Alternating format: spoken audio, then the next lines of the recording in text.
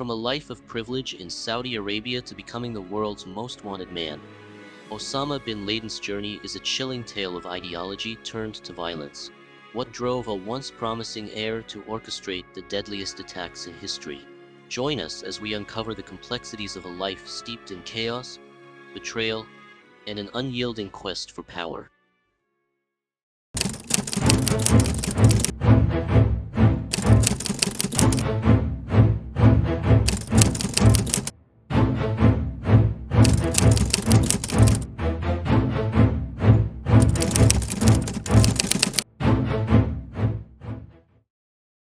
Tonight, I can report to the American people and to the world that the United States has conducted an operation that killed Osama bin Laden, the leader of al-Qaeda. On September 11, 2001, the world was forever changed. Nearly 3,000 lives were lost in attacks that shook the foundations of international security. This was the day Osama bin Laden, a name synonymous with terror, became a household figure. But who was Osama bin Laden? In this documentary, we delve deep into the life and legacy of this complex figure. A man shaped by privilege, war, and an unyielding belief in his cause. Together, we will explore his early life, rise to power, the major attacks he orchestrated, and the enduring impact of his actions on the world. He was one of over 50 children of Mohammed bin Laden, an influential construction magnate who amassed a fortune building projects for the Saudi royal family. Growing up in a privileged environment, Osama had access to a fine education and was exposed to both wealth and extremes of religious ideology. Despite his privileged upbringing, Osama faced challenges that would later influence his worldview. He was deeply influenced by his mother, who instilled in him a strong sense of Islamic identity. His interest in religion grew during his teenage years, leading him to study at the King Abdulaziz University in Jeddah. During this time, the Soviet invasion of Afghanistan catalyzed a dramatic shift in his life. In the late 1970s, Osama moved to Pakistan to support the Mujahideen. Here, he met key figures who would later become instrumental in his life, learning about guerrilla warfare and extremist ideologies. The brutal conflict ignited his passion for militant jihad, a term he would later adopt to describe his global ideological struggle against perceived enemies of Islam. After the Soviet withdrawal from Afghanistan in 1989, bin Laden returned to Saudi Arabia, but his views had shifted drastically.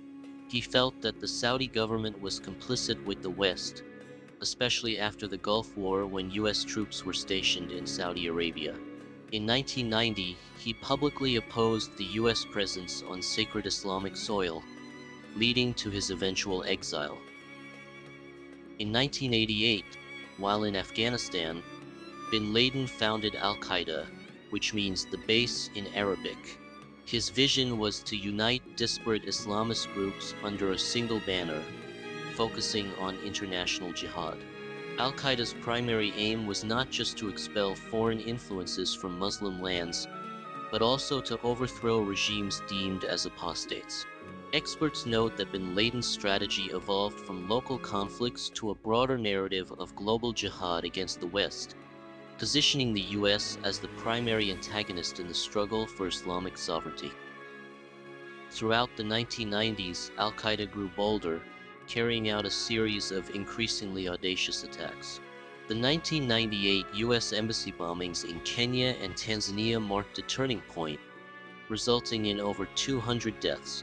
Bin Laden issued declarations of war, framing these attacks as necessary actions against American imperialism. For those who survived, the trauma was life-altering. One survivor recalls the chaos, debris, and the harrowing sounds of despair. These incidents were not just statistics, they were real human tragedies that tore communities apart. Then, in October 2000, the attack on the USS Cole in Yemen, which resulted in the deaths of 17 American sailors, further demonstrated al-Qaeda's escalating capabilities and reinforced the perception that the group posed a serious threat to U.S. interests abroad. Bin Laden had transitioned from a figure operating in the shadows to a prominent threat that made the world reevaluate its strategies against terrorism. Then came September 11, 2001, a meticulously planned attack that forever altered U.S. foreign policy and global security. On that fateful day, 19 hijackers, most of whom were members of al-Qaeda, carried out a coordinated series of strikes, crashing 4 commercial airliners into the World Trade Center and the Pentagon. Nearly 3,000 lives were lost. In the wake of the attacks, Bin Laden released a video claiming responsibility, boldly declaring it a retaliation against American aggression. His actions sent shockwaves across the globe, evoking horror and reinforcing fears about the reach and ambition of radical Islamist terrorism. The repercussions were immediate and profound.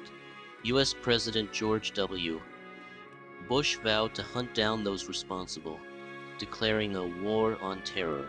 This set the stage for military interventions and sweeping changes to national security policies that would affect countless lives worldwide. Following the attacks, Bin Laden became the world's most wanted man. As U.S. troops invaded Afghanistan to dismantle al-Qaeda and oust the Taliban, a massive multinational effort began to track him down. The CIA employed various strategies, including the use of local warlords and extensive intelligence networks. Nun natürlich, locating Bin Laden provet illusive. Reports suggested he was hiding in the rugged mountains of Tora Bora, leading to an intense but ultimately unsuccessful battle to capture him. Experts suggest that the decentralized structure of al-Qaeda made it difficult for forces to pinpoint Bin Laden's location. He navigated through a labyrinth of loyal supporters, often relying on couriers to communicate securely.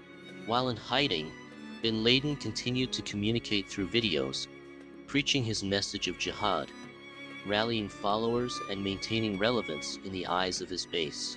His messages became increasingly inflammatory, cementing his role as the ideological leader of global terrorism. In 2004, he released a video calling for the mobilization of Muslims to combat the US and its allies. His ability to remain a figurehead from obscurity highlights the complexities of modern terrorism. Ideologies can spread even without a centralized command. Bin Laden's extremist views inspired numerous organizations, including Boko Haram and ISIS, leading many to speculate about his enduring influence even after his eventual death. On May 2, 2011, Osama bin Laden was killed in a U.S. Navy SEAL operation in Abbottabad, Pakistan. This marked a significant moment in the war on terror. As news broke to the world, it ignited celebrations in the streets of America, but also left many questions unanswered regarding the lingering threat of terrorism. While the operation represented a tactical victory, questions arose about the broader implications of his death. Was his demise a triumph in the war on terror, or merely the beginning of a new chapter in global extremism? Many analysts argue that bin Laden's death did not extinguish the ideology he propagated. Instead, it led to fragmentation within al-Qaeda, with emerging factions taking on a life of their own, most notably ISIS. Osama bin Laden's life and actions are a poignant reminder of the complexities of terrorism. His story reflects the intersections of wealth, ideology, and violence. The challenges faced by nations in addressing radicalization are greater than ever.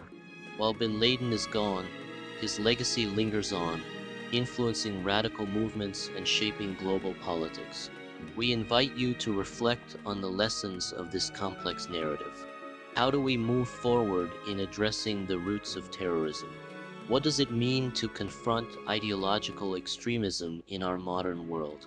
Join the conversation below and let us know your thoughts.